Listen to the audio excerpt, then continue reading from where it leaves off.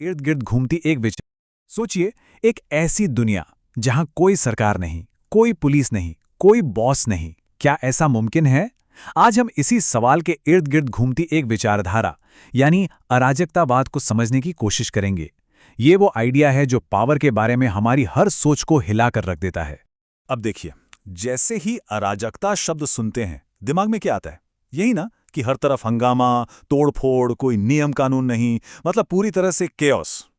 पर क्या वाकई इसका मतलब यही है या फिर ये कहानी का सिर्फ एक पहलू है? चलिए इसी का थोड़ा कुरेद कर देखते हैं। देखिए, सारा खेलना इस शब्द की जड़ों में छिपा है। अराजकतावाद आया है ग्रीक शब्द अनार्कोस से और इसका मतलब है बिना शासक के। अब यहां एक बहुत जरूरी बात पे गौर कीजिए। इसका मतलब बिना नियमों के बिल्कुल नहीं है, सिर्फ बिना शासक के।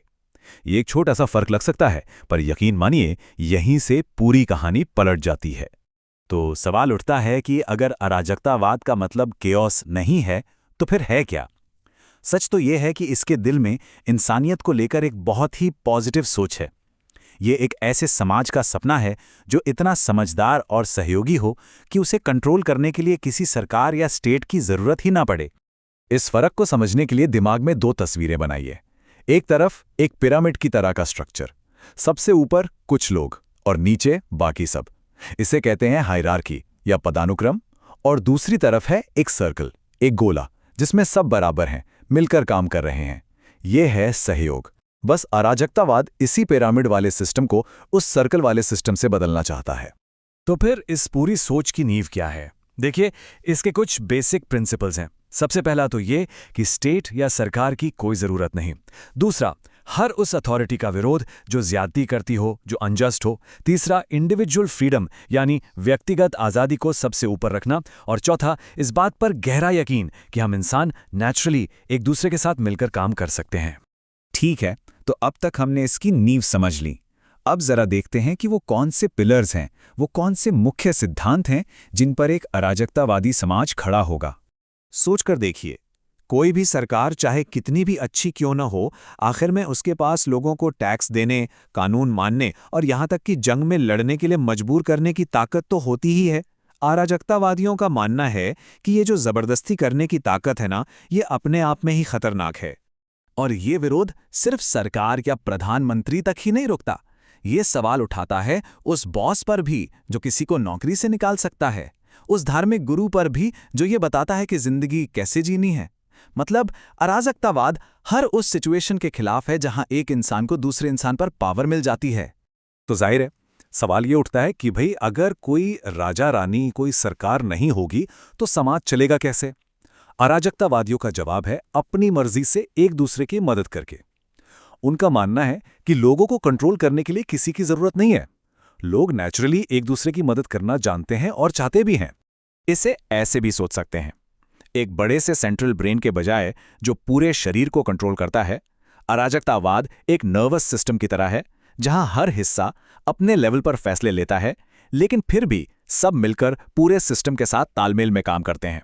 ज्यादातर जो क्लासिक अराजकतावादी विचारक हैं वो कैपिटलिज्म के भी खिलाफ हैं। क्यों? क्योंकि वो इसे भी एक और तरह की हायरार्की की तरह देखते हैं, मालिकों और मजदूरों की हायरार्की। और उनका मानना है कि ये सिस्टम गैर बराबरी और शोषण को जन्म देता है। ये आइडियाज ऐसे ही हवा में तो नहीं आए, इन्हें बनाने वाले, इन्हें शक्ल देने वाले लोग थे। तो चलिए अब मिलते हैं कुछ ऐसे बड़े विचारकों से जिन्होंने इन क्रांतिकारी आइडियाज को दुनिया के सामने रखा। शुरुआत होती है विलियम गॉडविन जैसे लोगों से, जो सबसे पहले कहने वालों में से थे कि सरकार एक फालतू की बुराई है। फिर आए पियरे जोसेफ प्राउडॉन। ये वो पहले शख्स थे जिन्होंने खुद को अराजकतावादी कहा। इनके बाद आए मिखाइल बैकुनिन, जो एक जबरदस्त क्रांतिकारी थे। और फिर पीटर क्रोपोटकिन, एक साइंटिस्ट जिन्होंने कहा कि सहयोग ही इवोल्यूशन का असली नियम है। अब इसका मतलब ये नहीं कि प्राउडॉन को किसी के टूथब्रश या घर से दिक्कत थी। नहीं, उनकी प्रॉब्लम उस फैक्ट्री मालिक से थी जो अपने मजदूरों को कम पैसे देकर खुद अमीर बनता है। तो यहां संपत्ति का मतलब वो प्रॉपर्टी है जो दूसरों के शोषण का जरिया बनती है। ये बाकुनिन का एक बहुत बड़ा आइडिया था और इसी को लेकर उनकी कार्ल मार्क्स से जबरदस्त बहस हुई थी। मार्क्स का मानना था कि एक मजदूरों का राज जरूरी है, लेकिन बाकुनिन ने चेताया कि कोई भी राज, नाम चाहे जो भी रख लो, आखिर में जाकर एक नई तानाशाही ही बनेगा। उस दौर में ना हर कोई डार्विन के सर्वाइवल ऑफ द फिटेस्ट की बात कर रहा था। मतलब जो सबसे ताकतवर है वही बचेगा। क्रोपोटकिन ने कहा, 1 मिनट, ये तो आधी कहानी है। उन्होंने बताया कि असल में जिन प्रजातियों ने एक दूसरे का साथ देना सीखा, सहयोग करना सीखा, वो ज्यादातर सबसे कामयाब रहीं। और ये बात इंसानों पर भी लागू होती है। तो ये सब सुनने के बाद मन में एक बड़ा सवाल जरूर आता होगा कि भाई ये सब सुनने में तो बड़ा अच्छा लग रहा है, लेकिन क्या ये असल में काम कर सकता है? क्या ये प्रैक्टिकल है? ये बहुत जरूरी सवाल है। तो चलिए अब अराजकतावाद की ताकत और इसकी कमजोरियों दोनों पर नजर डालते हैं। देखिए, इसकी सबसे बड़ी ताकत है आज़ादी के लिए इसका जबरदस्त कमिटमेंट और जिस तरह ये जुल्म करने वाले सिस्टम्स पर सवाल उठाता है। लेकिन सिक्के का दूसरा पहलू भी है।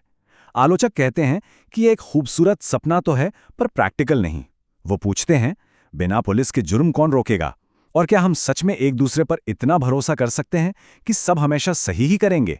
तो आखिर में इसका कोई आसान जवाब नहीं है। अराजकतावाद असल में हमारे सामने एक आईना रख देता है और पूछता है, हम कौन हैं? हम एक दूसरे के साथ कैसे रहना चाहते हैं? और भले ही कोई इसके जवाबों से सहमत ना हो, लेकिन ये सवाल ऐसे हैं जिन्हें पूछना अपने आप में बहुत ज़रूरी है।